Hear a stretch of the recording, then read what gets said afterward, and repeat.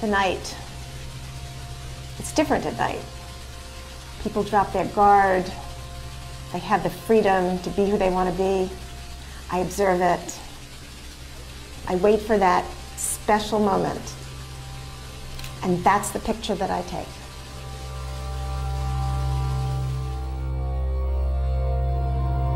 It's out of this curiosity of the mystery of the night that led me to begin to photograph the series Visages de Nuit.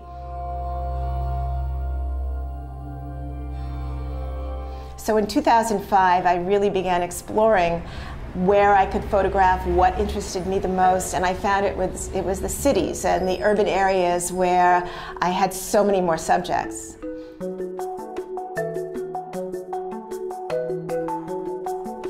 It didn't matter to me whether it was Paris, London, New York, Chicago, Russian Orthodox weddings, which I was welcomed into, and Albanian national galas. It was the difference of the people. And what I noticed that was so interesting to me was the freedom that people seem to feel at night. Whether they are going to take on a persona of someone else and dress differently than they would in the daytime, or really strip it down and just feel that they could be themselves and the freedom to be who they wanted to be. I was trying to capture that in the images of the series.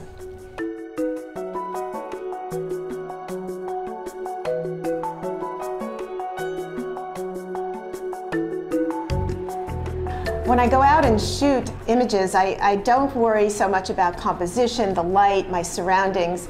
It's the emotion that I'm feeling and the emotion in that photograph, in that image, that's important to me. I kind of feel that if the emotion is there and it's strong, that the composition, the light, everything will work out from there.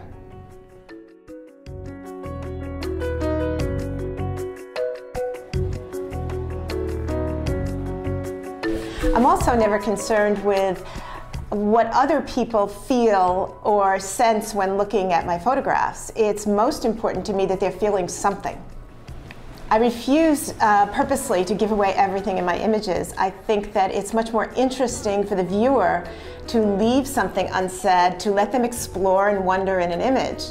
I think also that in this quest for the mystery in the image, that it leaves it open for different interpretations. I purposely chose to use manual equipment and shoot strictly with film on this project and basically everything else that I do, because I believe that the use of film gives me that luminosity and the tactile nature with the paper that I use and gives me the best results. The manual equipment that I'm shooting with, the Leica M7 most of the time, gives me the freedom to control what I'm doing and not have the camera control me.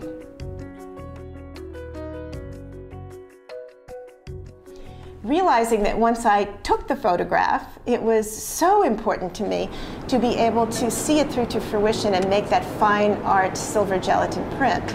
So I just sought out the best that there was. Chuck Kelton, a master printer in New York, who prints for many, many fine photographers. I was lucky enough to be able to study with him, and I have been working with Chuck since 2005. And on this project, he has been my teacher, my mentor, my collaborator, my friend.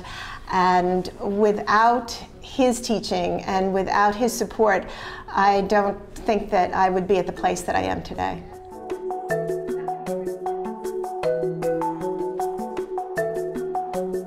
For me, one of the most exciting parts of making the print is actually being in the darkroom and seeing that magic appear. We've all seen something on television or in the movies where a photographer puts a print into the developer and up it comes, and it is so true because it's an emotional experience. It's an outlet of excitement that you see. Now, it might not be right the first time, it's never right the first time, but it just gives me such joy, and this is why I do what I do.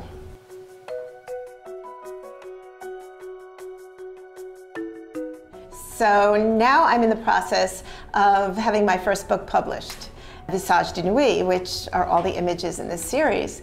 And it's quite a daunting experience and an interesting one, I have to say.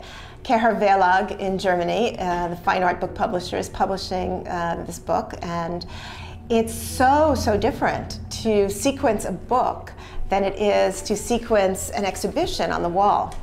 You need to have a flow in the book, but it needs to be an exciting flow to keep people turning page after page. So it needs to make sense, but it also needs to stop somebody and then make them turn the next page. My designer, Alexa Barbich, has been invaluable to this process, and the people at Kerher have been wonderful.